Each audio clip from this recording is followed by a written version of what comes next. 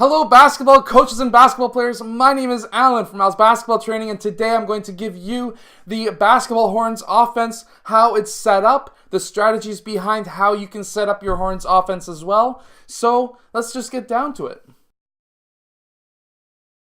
So hello everyone, my name is Alan from Al's Basketball Training. On this channel I show you basketball plays, drills, and skills. So if you like that stuff, hit that like button and subscribe. But anyways, today I had a question asked to me, how you set up the basketball horns offense and some of the strategies behind it. So I'm going to get into that video today. So basically, first off, the horns basketball offense has been around for a very long time. I'm going to give you the strategies behind the traditional horns offense.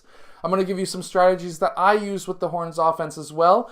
And we're going to mesh them together, and I'm going to give you a few plays that you may not have ever seen before, because I know I've never shown these plays on this channel either. So let's get down to the clipboard, and I'll show you and explain to you some of these things, and then I'll show you those plays. Okay, so this is the horns offense. We have traditionally two big players up top. We have a guard and a forward, and we have our point guard up top.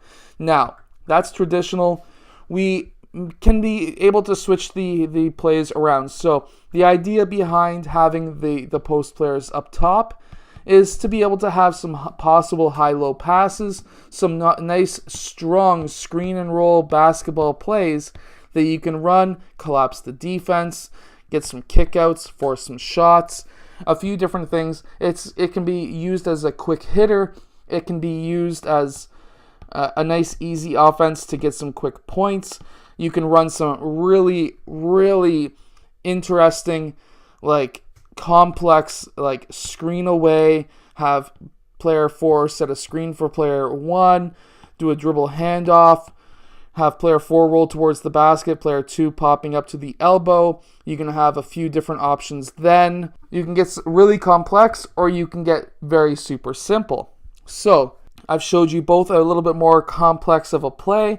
I've also showed you a little bit more of a simple play as well. Now I'm going to show you some of a play that I use myself, which is kind of inverting the horns offense, where now I've got my post players, my big men, out on the wings, and I have my smaller players in the high post. Now you're probably wondering why I do this, or why I would be doing this. So the idea behind this, let me get some defense in. So what we're hoping for here is to have, let's say we're going to run this play on this side. We're going to have player 3 pop out, and we're going to have player 2 set a back screen on player 5. What we're hoping for here is a switch. So we're hoping for player 2 to switch off defensively on player 5. When that happens, we now have a huge mismatch on player 5, so that now he can get it in the post, and if he is, let's say this is like a later high school level, he could be a 6'7" player being guarded by a 5'9" player. So this is why you don't necessarily always have to have your big players in the high post. That's traditional.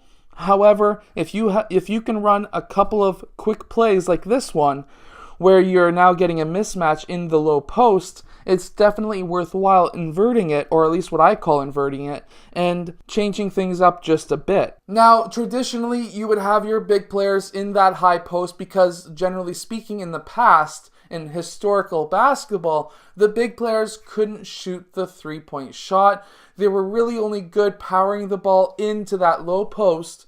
But now we're getting players like Giannis Antetokounmpo, Pascal Siakam. We're getting players like just who can be tall and who can shoot.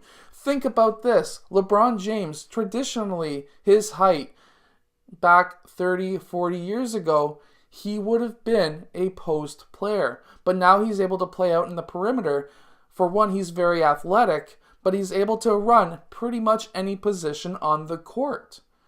And we're getting a lot more players who can do that today. So if we can run plays that can kind of change how historically people used to run basketball. If you're a young basketball coach, and that's the phone, I'll be right back. Like I was saying, if you're a young basketball coach and you have the mindset where any player can play any position, and you can train your players to be able to play any position, you're going to do really well, especially against an older school coach like I had in high school, who would not allow a 6'7" player to play point guard, even though that guy was a very good ball handler and could really shut down a lot of guards. When he was switched off, he was able to really defend them strong because he was fast, he had fast foot speed, but we had a traditional coach who would only have him stick in that low post. So, long story short, I hope that this has helped you understand the Horns offense a little bit more, and I hope that these plays that I showed you here can help you win more games. If they do, let us know in the comments below, and I will see you guys again next time, which is tomorrow, and because we post basketball videos daily, very soon to be twice per day.